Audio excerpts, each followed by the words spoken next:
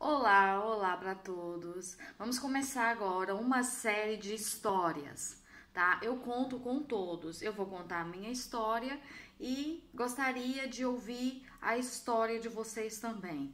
Vocês podem estar escrevendo a história ou como podemos estar fazendo um bate-papo onde você vai estar contando a história para todos. Vamos estar gravando isso por conferência e tá passando para todos aqueles que vivem coisas parecidas, mas têm medo de contar.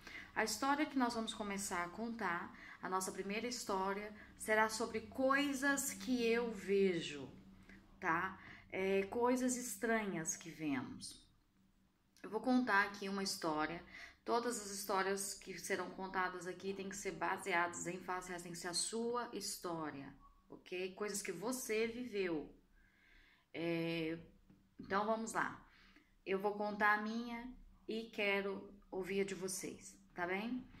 Alguns anos atrás, já, eu cresci, não sei se eu já falei isso aqui, mas eu cresci no meio evangélico. Eu aprendi o cristianismo, não é? Então, eu era uma pessoa muito empenhada, sempre trabalhei muito na igreja, fiz parte das equipes de louvor, sempre preguei, sempre fiz muita coisa na igreja. Eu era professora da escola dominical, eu já fiz de tudo e mais um pouquinho dentro de uma igreja, participando, trabalhando, né, em prol do crescimento da comunidade em si, que eu estava na época. Nunca mudei de igreja, sempre fui a mesma, né? Cresci ali e mesmo adulta me mantive naquele mesmo, naquela mesma religião, né? Vamos dizer assim, porque eu conhecia já as doutrinas dessa religião, então também nunca tive interesse em ir para outra, né? Isso nunca passou pela minha cabeça. Mas pronto, visitava, conhecia, tenho amigos de todas as religiões, indiferente, crenças, e continuei ali naquela linha de coisa. Quando já adulta, já mãe, já né, com filhos, eu comecei a fazer um trabalho mais profundo com as pessoas que precisavam de mim. E então houve alturas em que as pessoas às vezes me ligavam de madrugada porque não conseguiam dormir.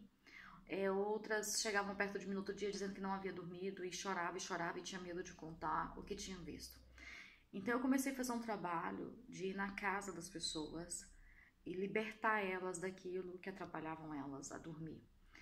Então eu via séries, né, muitas histórias e do tipo algo arrastava em cima da minha casa, escutei quebrar louças, mas não tinha louças quebradas, escutei porta bater, mas não havia vento.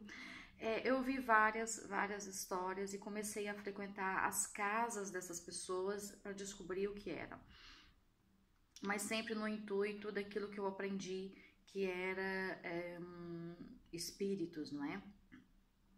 E houve essa história que eu vou contar. Eu tinha uma funcionária, uma pessoa cristã, né, de uma outra denominação diferente da minha, mas somos todos irmãos.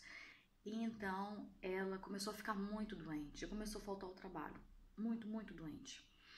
E então um dia eu senti que tinha que ir na casa dela. E fui, eu larguei tudo, 8 horas da noite, e fui até lá, na casa dela. E eu sempre fui assim, né, de fazer aquilo que eu sinto. E fui até a casa dela sem saber o que eu ia encontrar.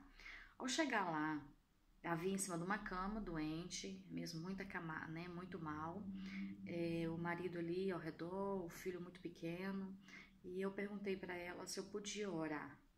E ela disse que sim, que ela estava clamando para que alguém fosse lá orar com ela, para que alguém aparecesse. Ela estava clamando por isso, mas nunca pensou que fosse eu, né, a patroa nesse caso. E eu fui.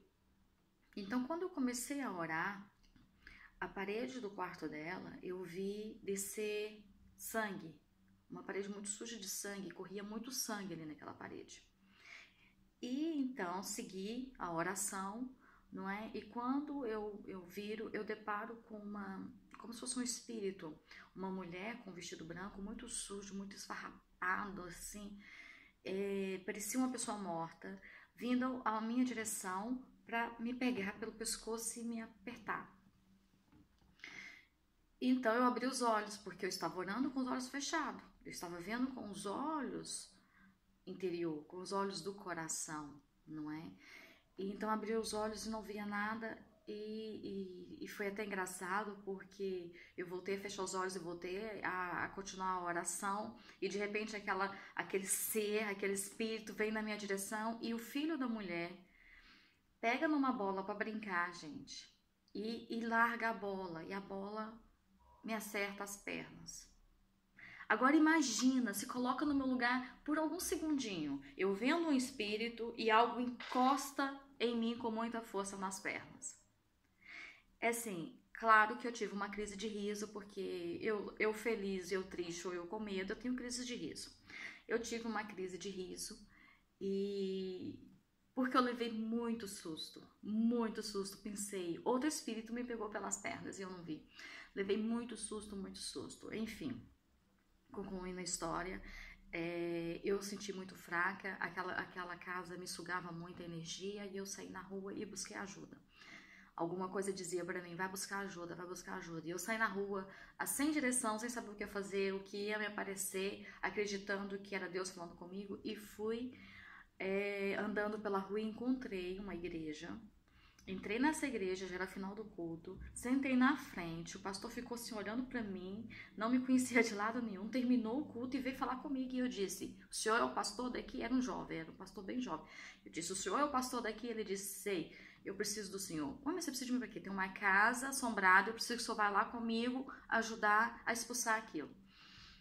E ele, então, mas é o que? Um homem? Ele não é uma senhora. Então, espera que eu vou juntar umas irmãs aqui da igreja para ir comigo. Pode ir na frente. No entanto, eu disse, mas o senhor sabe onde é? Ah, não, então me diz onde é. E eu disse, por incrível que pareça, ele era o pastor da minha funcionária. Ele era o pastor daquela igreja que ela frequentava. E ele foi e me ajudou a orar. Quando eu estava chegando, não é, lá antes dele, porque ele foi reunir as irmãs, eu encontrei uma moça na porta. A moça era a mesma imagem que eu vi tentando me enforcar, do espírito, a mesma coisa. Parecia ser ela agora vestida e maquiada e arrumada. Então eu entrei dentro da casa e falei com essa minha amiga, né, assim, olha, por incrível que pareça, eu vi quando eu orava por você uma assombração, um espírito, e agora quando eu saí ali fora tinha uma moça idêntica ao espírito que eu vi, e ela respondeu para mim, só pode ser a mãe dela. E então tá, então me conta a história da mãe dela. E ela disse, a mãe dela morreu nessa casa. Essa casa era da minha irmã, era nossa de herança, mas quem morou aqui primeiro era minha irmã. E a minha irmã fazia bruxaria.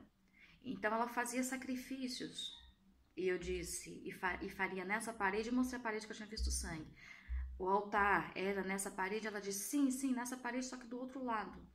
Aqui é o quarto, mas era do outro lado. Ela tinha aquilo reservado para isso. Então ela fazia, ela recebia espíritos, ela recebia um monte de coisa e fazia, mas ela fazia pro mal, ela nunca fez com a intenção de ajudar. Ela fazia quando alguém pedia para destruir um casamento, separar alguém, atrapalhar um trabalho, atrapalhar a vida de alguém. Então ela só fazia mesmo direcionada para o mal, e ela fazia sacrifícios, ela matava bichos para conseguir. Então, a conclusão, todo aquele sangue que eu vi na parede estava relacionado aos sacrifícios, a casa estava cheia de demônios, porque antes a pessoa que estava ali os invocava, e a irmã começou a ficar doente porque estava sendo atacada por esses espíritos. Pronto, a irmã morta estava revoltada, não é? A energia dela estava ali, e ela não aceitava que a irmã estivesse ali, porque a irmã era o oposto dela. A irmã era cristã, dobrava o joelho, orava, acreditava num Deus, criador dos céus e da terra, acreditava que o filho dele havia morrido por ela, né? Que Jesus Cristo havia morrido por ela, pagando todos os pecados dela. Então era totalmente ao contrário da outra. E ela estava ali brigando, querendo que a irmã saísse dali. Como a irmã não saiu, ela começou a atacar a irmã na área da saúde, tá? Essa é a minha história, tá? Eu podia estar aqui falando muito mais sobre isso, tirando muito mais conclusões, porque eu tenho muito mais conclusões em relação a isso, mas essa é a conclusão que eu tive naquela altura, tá? Essa é a minha história e eu aguardo a de vocês. Um beijão no coração de vocês e até o próximo vídeo.